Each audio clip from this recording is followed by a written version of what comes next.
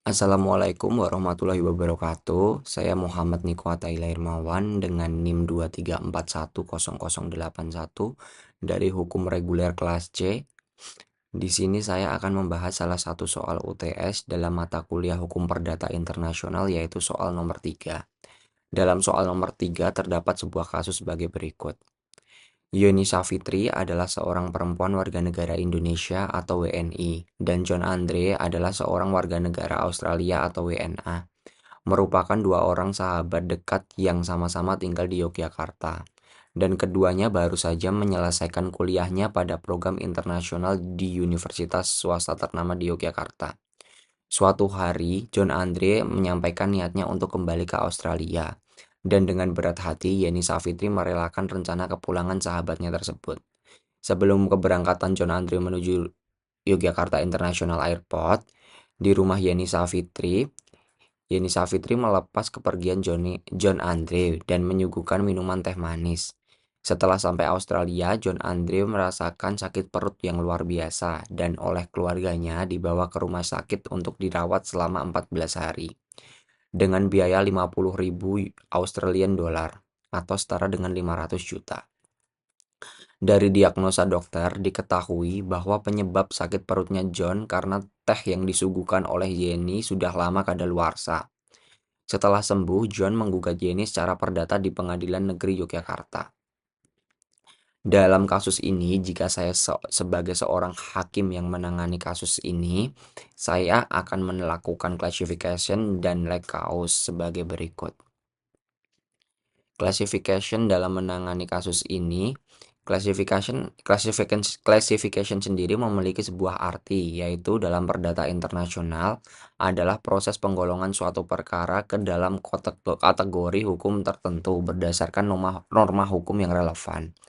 Dalam kasus ini saya melakukan classification sebagai berikut. 1. Jenis perkara. Kasus ini termasuk dalam kategori tanggung jawab perdata atau civil liability atau perbuatan melawan hukum tort karena melibatkan klaim kerugian akibat dugaan kelalaian Yeni Savitri. 2. Hubungan hukum yang terlibat. Penggugat John Andre, warga negara Australia, foreign plaintiff. Tergugat Yeni Savitri, warga negara Indonesia, domestic defendant. Tindakan yang diklaim penyuguhan teh yang dianggap kadaluarsa dan menyebabkan suatu kerugian. 3. Titik taut tempat kejadian locus delicti Yogyakarta, Indonesia. Tergugat berdomisili di Yogyakarta, penggugat berdomisili di Australia, tetapi saat kejadian dia sedang berada di Yogyakarta. 4. Kategori hukum.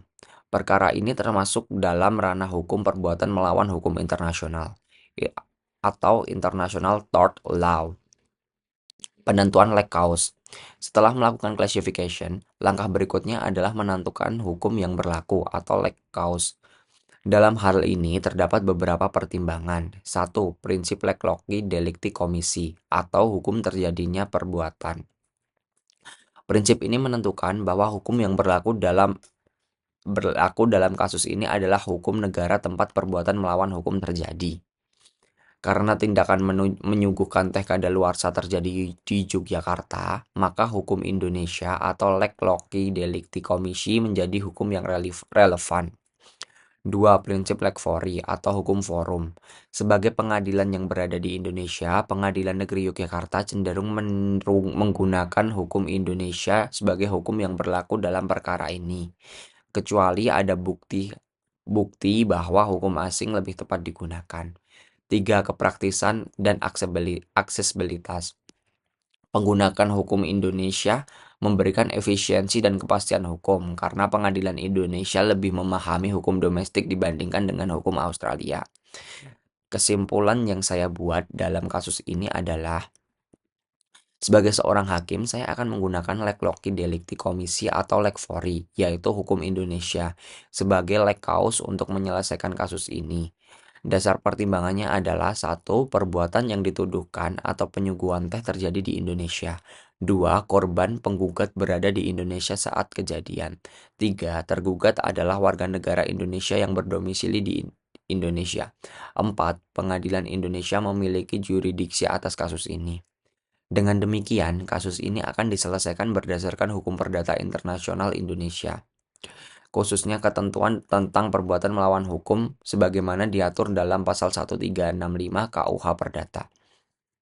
Demikian yang dapat saya sampaikan, atas kurang dan lebihnya mohon maaf. Wassalamualaikum warahmatullahi wabarakatuh.